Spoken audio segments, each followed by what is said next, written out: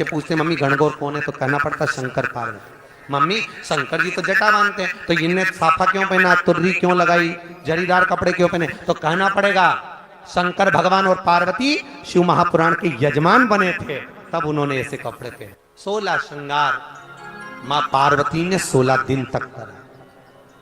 16 संस्कार शिवजी ने 16 दिन तक करे। इसलिए हिंदू धर्म में गणगौर 16 दिन की। और शंकर और पार्वती जब कथा सुनने के लिए चले तो 33 कौटी देवताओं की धर्म पत्नियों ने अच्छी अच्छी साड़ियां पहनकर दरवाजे से उनको बुआरा है, झाला दिया है। इसलिए गणगौर में आज भी झाला दिया जाता है। तो पार्वती जी ने कहा भोलेनाथ हम कथा सुनने के लिए जा रहे हैं, ये देवियां झाला दे रही हैं, आप कुछ वर दे दीजिए। शंकर जी कहते हैं जो गणगौर को झाला देगा उसका अखंड सौभाग्य होगा। चैत्र के महीने की ये सिंधारा दूज है। आज नवरात्रे की चैत्री नवरात्रे में जो दूज होती है इसको सिंधारा दूज कहते हैं। कौन सी दूज कहते हैं, जम के बोलिए। सिंधारा दूज। सिंधारा दूज का मतलब ये होता है कि कल है तीज, जिसको हमारे यहाँ गणगौर तीज कहते हैं। शंकर और पार्वती 16 दिन तक तैयार हुए थे और तैयार होने के बाद शिव और पार्वती शिव महापुराण के यजमान बनकर जा रहे थे। तो कल का दिन है, वो कौन सा दिन है कल का, गणगौर तीज का दिन, कल का दिन।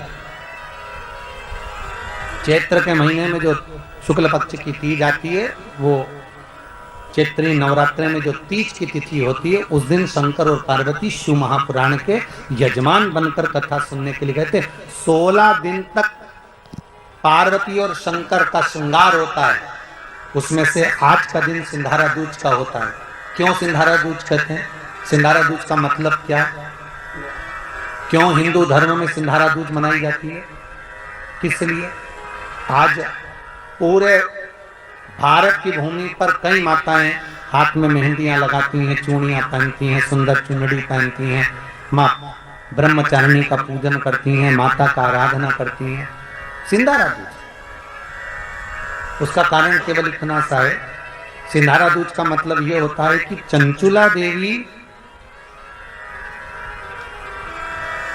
जब 14 दिन तक शंकर और पार्वती अपने गुफा में से बाहर नहीं निकले शिव महापुराण के यजमान बनने के लिए, तब माता चंचुला देवी ने हाथ जोड़कर मां जगतजननी जगदम्बा को सुंदर वस्त्र, सुंदर चूड़ियां, सुंदर आभूषण माता के चरणों में ले जाकर समर्पित करे थे और कहा मां इन चूड़ियों को जो मैं दे रही हूं, ये लाल चूड़ी, ये लाल श्रृंगार, ये लाल वस्त्र, जो लाल चूनर जो मैं प्रदान कर रही हूं, मां बस ऐसी कृपा कर दे कि तू इन चूनर को धारण करे और मेरा भी सौभाग्य, मेरा भी सुहाग अमर कर दे, बस इतनी कृपा मेरे ऊपर कर दे। वो सिंधारा दूज का महत्व है, वो सिंधारा दूज का।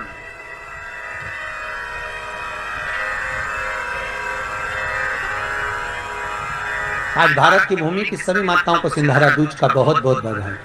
माता पार्वती, गणगौर महारानी, ब्रह्मचारिणी महारानी, मां जगतजननी आपके सुहाग को अखंड सौभाग्यवती बनाए, यही भगवान से प्रार्थना। 11 आम के जो पत्ते जिस डाली में लगे होते हैं, कच्चे सूत से लपेटकर 11 बार उसका भाग, जब उसको लपेट लोगे इस तरह से इकट्ठा करके, आगे का जो भाग है 11 बार कच्चा सूत लपेटने के बाद जो भाग पीछे आगे का कोई भी हो, उसको शहद में डुबाकर शिव जी को समर्पित कर दो। किस जगह पर रखना है, अशोक सुंदरी वाली जगह। अशोक सुंदरी की जगह जानते हो आप लोग, बीच में जो अशोक सुंदरी का स्थान महाराज, उस जगह पर शहद का मुख, जो शहद आपने भिगोया है, उस शहद का मुख शंकर जी की ओर कर इन्हीं नवरात्रि में शंकर भगवान के उस अशोक सुंदरी की जगह पर शहद का भाग शिव जी की ओर रख दें। महाराज अगर घर में संपदा की कमी हो या कोई पैसा खा गया हो, रुपया नहीं दे रहा हो, पैसा अटक गया हो, तो उस शहद को शिव जी की ओर मुख कर उस आम के पल्लव की जो डंडी है उसको 11 डंडी को वहां रख दीजिए, उससे अपनी कामना कर आ जाइए। बाबा चाहेगा भोलेनाथ तो नवरात्रि में ही पैसा वापिस। एक और चीज अपने स्मरण में रहे, अगर शिव के मंदिर नहीं जा सकते तो अपने घर में जो शिवलिंग है उस पर जल चढ़ाओ।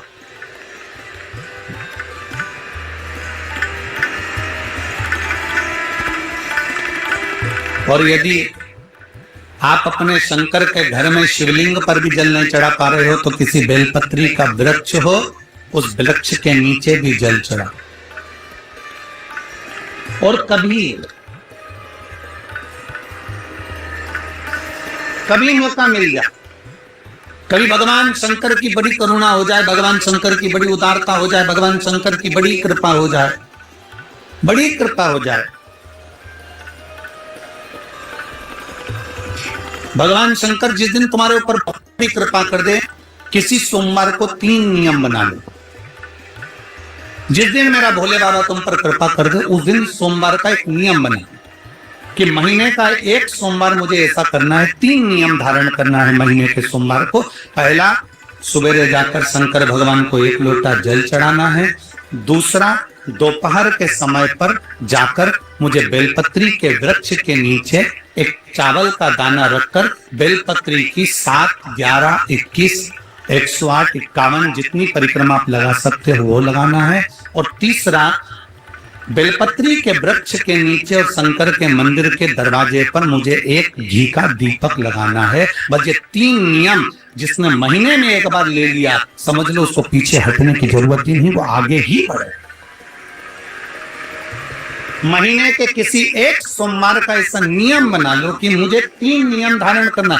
महीने के किसी भी एक सोमवार को, हम ये नहीं कहेंगे कि तुम सोमवार 5 पढ़ रहे हो तो 5 को करो, 4 पढ़ रहे हो तो 4 को करो, 3 पढ़ रहे हो तो 3 को करो। तुम तो महीने का एक सोमवार का नियम बना। और मेरी दीदियों से, मेरी बेटियों से जो विदेश में रह रही हैं, जो कहीं बाहर रह रही हैं, कहीं बड़े शहर में रह रही हैं, जो रोज मंदिर नहीं जा सकते, हर किसी महीने के एक सोमवार को भी ये नियम निर्धारण कर सकते, तो उनसे कहेंगे कि 3 महीने में एक सोमवार का नियम बना लो। 3 महीने में नहीं बना सकते तो 6 महीने में एक सोमवार का नियम बना लो। और 6 महीने में नहीं बना सकते तो 1 साल में एक सोमवार का ऐसा नियम बना लो कि मैं साल का एक सोमवार ऐसा रहूंगी कि सुबह सोमवार के दिन मंदिर में जाकर जल चढ़ाऊंगी, दोपहर में जाकर बाबा को एक अक्षत का दाना रखकर, अक्षत का मतलब है कि बाबा मेरी दिनों दिन उन्नति करना। बेलपत्री के वृक्ष के नीचे जो अक्षत रखा जाता है वो उन्नति के लिए रखा जाता है। शंकर के शिवलिंग पर जो अक्षत रखा जाता है वो रोग मुक्ति के लिए रखा जाता है। अशोक सुंदरी पर जो अक्षत रखा जाता है वो संतान प्राप्ति के लिए रखा जाता है। षडानंद कार्तिकेय की ओर जो अक्षत रखा जाता है वो हमारे बच्चों की सुख समृद्धि के लिए रखा जाता है। विनायक की ओर, गणेश जी की ओर जो अक्षत रखा जाता है वो हमारे घर में कोई मंगल कार्य आ जाए उसके लिए रखा जाता है। और जो पीठिका होती है जिसपे शिवलिंग रखा होता है, पार्वती जी का हस्तकमल, उस पर अक्षत रखा जाता है तो नारी के अखंड सौभाग्य के लिए रखा जाता है। अक्षत रखने का भी तरीका है।